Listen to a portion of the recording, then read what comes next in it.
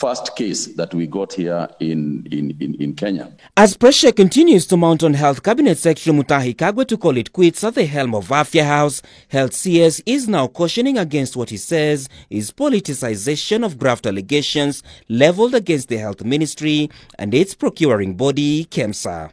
We must also not be naive to the issue of the politicization and weaponization of the COVID issue. And that is a fact. We live in a country that is fairly political, and it is obvious that there is weaponization of the politics of it all. On Friday last week, suspended KEMSA Chief Executive Officer John Manjari turned the heat on CS Kagwe, informing the Senate committee investigating the disappearance of billions of shillings meant for COVID-19 mitigation that instructions would come from Health Cabinet Secretary and his permanent secretary, Susan Mochache. Apart from board, which you have said there was no instruction from board, was there anybody else who was pushing you to make the decisions, either by the minister or some other people? There were requests from the PS. Okay. There was requests from the cabinet secretary. Which PS? He's going to give us names. Was it written? Was it written? As I said earlier, there was which PS, and be specific? Which PS?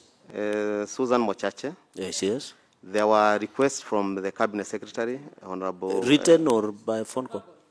Either phone calls, most of them SMSs and phone calls.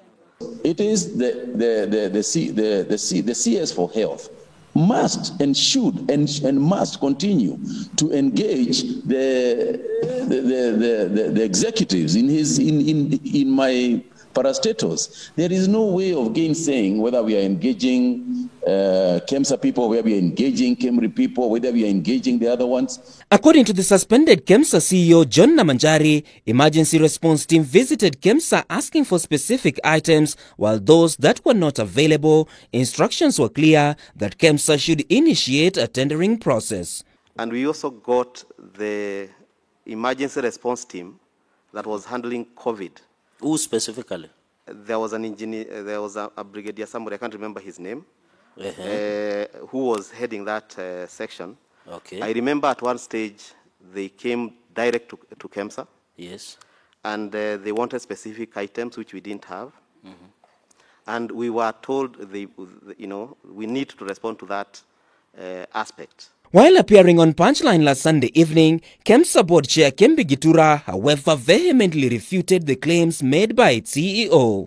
It is not possible to remove the Ministry of Health from this, because the money that was given by the World Bank, for instance, came to us through the Ministry of Health, and we were instructed to make certain procurements on behalf of the ministry and then distribute them as the ministry directed.